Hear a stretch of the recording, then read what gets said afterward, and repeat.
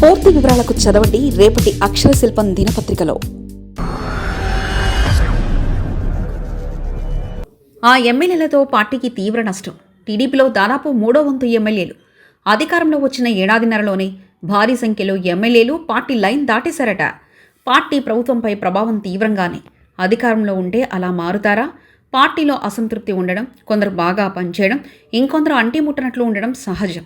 ఇటువంటి లోపాలను అధికారంలో ఉంటే ఒకలా, ప్రతిపక్షంలో అధికారంలోకి వచ్చిన ఏడాదిన్నరలోనే ఇంత భారీ సంఖ్యలో ఎమ్మెల్యేలు పార్టీ లైన్ దాటుతుండడం పార్టీ ప్రభుత్వంపై ఎంత ప్రభావం ఉన్నప్పుడు మరోలా పార్టీని ట్రీట్ చేస్తుంటాయి.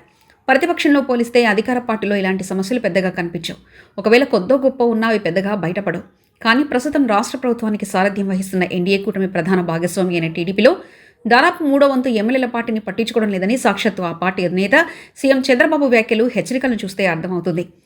అధికారంలోకి వచ్చిన ఏడాదిన్నరలోనే ఇంత భారీ సంఖ్యలో ఎమ్మెల్యేలు పార్టీ లైన్ దాటుతుండడం పార్టీ ప్రభుత్వంపై ఎంత ప్రభావం పడుతుందనేది అధినేతకు తెలుసు. అందుకే ఆయన ఆ ఎమ్మెల్యేలను తీవ్ర స్వరంతో హెచ్చరించారు. అసెంబ్లీలో టీడీపీకి ఉన్న 135 ఎమ్మెల్యేలో 35% అంటే 48 మంది ఎమ్మెల్యేలు పార్టీ ఆదేశాలను, నియమావళిని పక్కన పెట్టి సొంత వ్యవహారాలు, అనవసర వివాదాల్లో తలముఖలవుతుండడంపై పార్టీ వేగుల ద్వారా అందిన నివేదిక ఆధారంగా చంద్రబాబు సీరియస్గా స్పందించారు. చాలామంది టీడీపీ ఎమ్మెల్యేల తీరుపై మీడియాలోనూ వ్యతిరేక కథనాలు వస్తున్నాయి. వారంతా ప్రభుత్వ కార్యకలాపాల్లో పాల్గొనకుండా సొంత వ్యవహారాలు చక్కబెట్టుకుంటున్నారు. చివరికి పెన్షన్ల పంపిణీ, సీఎంఆర్ఎఫ్, సీఎం రిలీఫ్ ఫండ్ చెక్కుల పంపిణీ వంటి సంక్షేమ కార్యక్రమాలకు గైహాజరవుతున్నారు. ఇటువంటి వారిపై పార్టీ పరంగా చర్యలు తీసుకుంటున్నారన్న చర్చ జరుగుతుంది. పార్టీని పట్టించుకుని ఎమ్మెల్యేల పేరు నేరుగా ప్రకటించకపోయినా వారిలో కొందరు రాజకీయంగా పదవులు దక్కని, పనులు జరగక, స్థానిక రాజకీయ విభేదాల వల్ల అసంతృప్తితో ఉన్నారనేది సుస్పష్టం. తిరువురు ఎమ్మెల్యే కొలకపూడి శ్రీనివాసరావు, విజయవాడ ఎంపీ కేశినేని శివనాథ్ మధ్య రాజుకున్న విభేదాలు రాజుకొని రచ్చకెక్కుతున్న పరిస్థితులే అనేక నియోజకవర్గాల్లో కనిపిస్తున్నాయి. వీరికి తోడు పార్టీ ఆదేశించిన ప్రజా దర్బార్లు నిర్వహించకపోవడం, కార్యకర్తలతో కలవకపోవడం, నియోజకవర్గ సమస్యపై దృష్టి పెట్టకుండా అధికార ప్రయోజనాలను మాత్రమే ఆశించడం వంటి చర్యలతో పలువురు ఎమ్మెల్యేలు పార్టీకి చేటు తెస్తున్నారని అధినేత భావిస్తున్నారు. అటువంటి ఎమ్మెల్యేలకు నోటీసులు ఇవ్వడం, అవసరమైతే సస్పెండ్ చేయడం, వచ్చే ఎన్నికల్లో టికెట్ నిరాకరించడం వంటి చర్యలను నాయకత్వం పరిశీలిస్తుంది. అసభ్య ప్రవర్తన ఆరోపణలు ఎదుర్కొంటున్న ఆముదాల వలస, గుంటూరు ఈస్ట్, అనంతపురం ఎమ్మెల్యేలను చంద్రబాబు స్వయంగా వార్నింగ్లు ఇవ్వడం అందులో భాగమే. చంద్రబాబు హెచ్చరికలు ఆ 48 మంది ఎమ్మెల్యేలకు పరిమితం కాదు. వీటిని మొత్తం పార్టీకి, ఎమ్మెల్యేలకు మేలుగొల్పుగా భావించవచ్చు. టీడీపీ రాష్ట్ర కార్యాలయంలో చంద్రబాబు ఇటీవల ప్రజా దర్బార్ నిర్వహించారు. ఈ సందర్భంగా అందిన ఫిర్యాదుల ఆధారంగానే పార్టీ, ప్రభుత్వ కార్యక్రమాలకు దూరంగా ఉంటున్న ఎమ్మెల్యేలను దారిలో తెచ్చుకునే కార్యక్రమానికి శ్రీకారం చుట్టారు. ఎమ్మెల్యేల తీరు ప్రజలను అసంతృప్తికి గురిచేయడం ఒకటైతే, మరోవైపు ప్రతిపక్షానికి విమర్శించేందుకు చేజేతుల అవకాశం ఇచ్చినట్లు అవుతుంది. ఇప్పటికే పలు నియోజకవర్గాల్లో టీడీపీ కుమ్ములాటలను వైకాపా అస్త్రంగా చేసుకుని టీడీపీలో అంతర్గత కలహాలంటూ ప్రచారం చేస్తుంది. ఈ పరిణామాలటు టీడీపీని, ఇటు ప్రభుత్వాన్ని ఇబ్బంది పెడతాయనడంలో సందేహం లేదు. ఇటువంటి ధోరణులను మొగ్గలోనే తుంచివేయకపోతే పార్టీ మనగడగే ప్రమాదంగా పరిగణించవచ్చు. చివరికి వచ్చే ఎన్నికల్లో పార్టీ విజయావకాశాలను కూడా దెబ్బతీసే ప్రమాదం ఉంది. ఈ విషయాన్ని గ్రహించిన చంద్రబాబు పార్టీని చక్కదిద్ది గాడిలో ఉండేలా చూడాలని భావిస్తున్నారు.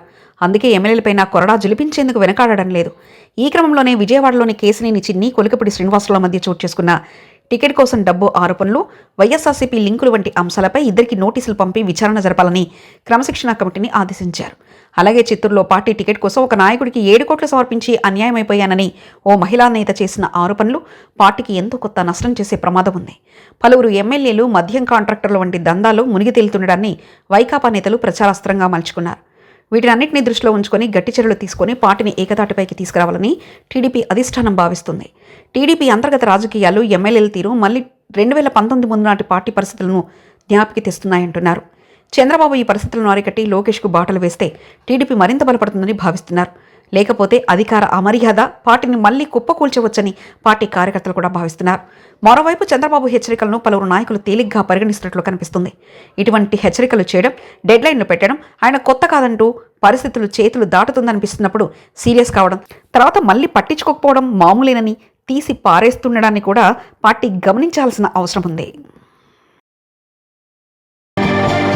మరిన్ని కథనాల కోసం సబ్స్క్రైబ్ చేసుకోండి మీ అక్షర శిల్పం.